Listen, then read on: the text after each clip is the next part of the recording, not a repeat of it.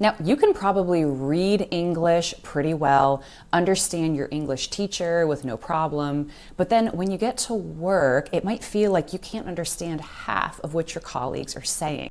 I don't know if this is a workman's comp type of thing. Did you get that email from corporate? How can you give us performance reviews if you don't know us? And that's because native English speakers, we don't really talk like you might learn in your English class or in your textbooks. We use something called connected speech. But once you can identify these patterns behind it, your listening will improve super fast. So today we're going to go over 5 super common business English phrases. These are things that we say every single day at work. We're going to listen to how they sound in real life so that you can start to identify these patterns, train your ear so that you know what to listen for, and finally keep up with these conversations at work like a pro. All right, let's dive in. Okay, phrase number 1. Did you get my email this morning? Did you get my email this morning? Said no native speaker ever. We do not say every single word separately. What you're going to hear is something more like this. Did you get my email this morning? Did you get my email this morning? Did you get my email this morning? Okay, why is this so difficult? So this sentence has 3 connected speech patterns that really make it tricky. First, did you is going to sound more like did ya, did ya, did you, or sometimes just j. And why is that? That's because when a D at the end of a word meets a Y at the beginning of the very next word, so the D at the end of did and the Y at the beginning of you, it makes a j sound. J, did ya. Did you or did you? Did you? Do you hear that j? And sometimes we reduce that even further to just j. I would probably say, did you get my email? Did you get my email this morning? Did you get my email this morning? Not even did ya or did you, but just j. Second, these 2 words, get my. We're going to smush those words together and just say, get my. Get my. That T sound at the end of get completely disappears and the words just kind of melt into each other. Get my. And then third, another example of words really blending and smushing into each other. We're not going to say this morning. We're going to say this morning, this morning, this morning. And that final consonant sound, the s at the end of this, moves forward into morning, this morning. This morning. So nothing in this sentence is missing. It's all just kind of compressed. So one more time to put it all together. Did you get my email this morning? Did you get my email this morning? Did you get my email this morning? Phrase number 2, another question you are guaranteed to hear every single day at work. What do you want to do? What do you want to do? Maybe somebody's asking you for an opinion. However, you're not going to hear it spoken that way. You're going to hear it spoken as, what do you want to do? What do you want to do? What do you want to do? This question is a great example of reduction stacking. Reductions happen when we drop sounds. And this very short question has 2 key reductions. So first of all, what do you gets reduced to what do ya? What do ya? It sounds nothing like what do you? What do ya? What do ya?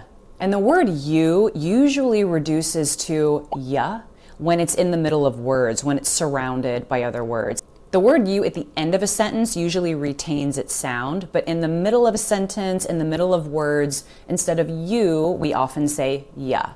So what do ya? What do ya? The next reduction here, want to reduces to wanna. But that T sound totally disappears. We don't say want to, we say wanna. So if you're listening for those T sounds, you'll always feel behind. The only recognizable word in this sentence really is do at the end. What do you want to do? So once more, to put it all together, this question is going to sound like, what do you want to do? What do you want to do? What do you want to do? Quick time out here, you guys. If you're finding this video helpful so far, please give me some feedback by hitting the like button. And also, if you have to write emails in English for your jobs, which I'm assuming you all do, and that's why you're here on my channel with me, I have an ebook out. It has more than 200 email phrases for both informal emails and more formal emails to help you sound clear, professional, and natural in your business emails at work. I have the link in the description. Go check it out. Phrase number 3, have you had a chance to look at it? Notice how much I'm struggling to even ask the question in this way, how much I'm struggling separating all of these words. So of course, you're never going to hear the question asked in that way. Instead, you're going to hear your coworker say to you, have you had a chance to look at it? Have you had a chance to look at it? Have you had a chance to look at it? So here, maybe your coworker is asking for your feedback on a draft of a document or something, or maybe an email. This question, this sentence has multiple reductions happening back to back. First, have you? Have you? So as we just learned, the word you is often reduced to ya when it's in the middle of a sentence or surrounded by other words. So have you reduces to have ya. Have ya. Have ya. Had a reduces to hadda. Hadda, not had a, but hadda. It flows. Hadda. Have you hadda? Have you hadda? Chance to. We also have a reduction here. The word to, also when it's surrounded by words or between two other words, reduces to ta. So you won't hear us say to, you'll hear us say ta. And chance and to here, they just flow together. So chanceta. Chanceta. Have you had a chance to? Have you had a chance to? Not have you had a chance to. Have you had a chance to? Have you had a chance to? And then look at it. Not look at it, but look at it. Look at it. So there really are just no clean pauses between any of these words. They really tend to run together. If you're listening for these separate sounds, you're going to miss them. And that shift alone really changes your listening ability. So one more time to put it all together. Have you had a chance to look at it? Have you had a chance to look at it? Have you had a chance to look at it? All right, moving on here. Phrase number 4, something you are guaranteed to hear every single day at work. I'm going to have to get back to you. I'm going to have to get back to you. However, as you may have guessed, you are not ever going to hear it spoken like this. You're going to hear something more like, I'm going to have to get back to you. I'm going to have to get back to you. I'm going to have to get back to you. Quick definition, to get back to someone is a phrasal verb that you absolutely must know and use at work to sound more natural in your English. We use this all the time. This means to respond to somebody at a later time with maybe some information, maybe a decision that they're waiting on, some kind of information that they have requested. Now, why is this sentence difficult in spoken English? Because we have multiple contractions and reductions here. First of all, I'm here is the contraction for I am. And contractions are super common in business English. This is not something that's unprofessional or too casual to use a contraction with an apostrophe. It is simply normal. So if you say I am, that actually sounds very robotic and unnatural. So I'm is the better option here. I'm. Then going to reduces to gonna. Gonna, I'm gonna, I'm gonna. I am going to becomes I'm gonna, I'm gonna. And sometimes we reduce this even further to a sound that sounds more like I'm gonna have to get back to you. I'm gonna have to get back to you. That's probably more what I would say at work if I was talking to somebody. Have to becomes have to. We saw this before. The word to reduces to ta, have to, have to. Similar here, back to reduces to back to, same thing. That to becomes more like a ta sound. I'm gonna have to get back to you.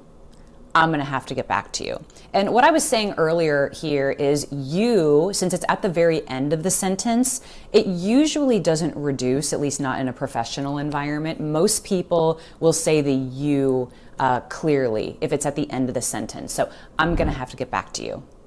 I'm gonna have to get back to you. I'm gonna have to get back to you.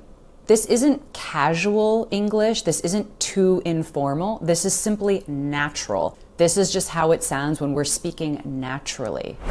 And finally, phrase number 5, let me know if you need anything. Let me know if you need anything. You're gonna hear us say the sentence more like, let me know if you need anything. Let me know if you need anything. Let me know if you need anything. So first, our first reduction here, instead of let me, we're gonna reduce that to let me. Let me. And let me know is a super common reduction here. Let me know. Let me know. And the word if is interesting in this sentence.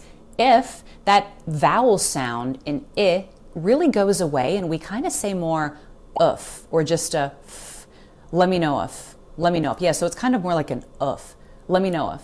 Let me know if. And again, we have you reducing to ya. And need anything also gets kind of smushed together. That D sound really disappears. Sounds more like need anything. Need anything. Not need anything, but need anything. Need anything. Need anything. So one more time to put it all together. Let me know if you need anything. Let me know if you need anything. Let me know if you need anything. All right, guys, I hope you found this video helpful today. We covered so much ground, but we really just touched the tip of the iceberg. I didn't get to 4 key things that you really need to be listening for to better understand native English speakers. However, you will find them in this video right here, so go check it out. Okay, guys, thank you so much for watching. I appreciate all of you, and I'll see you in this video next.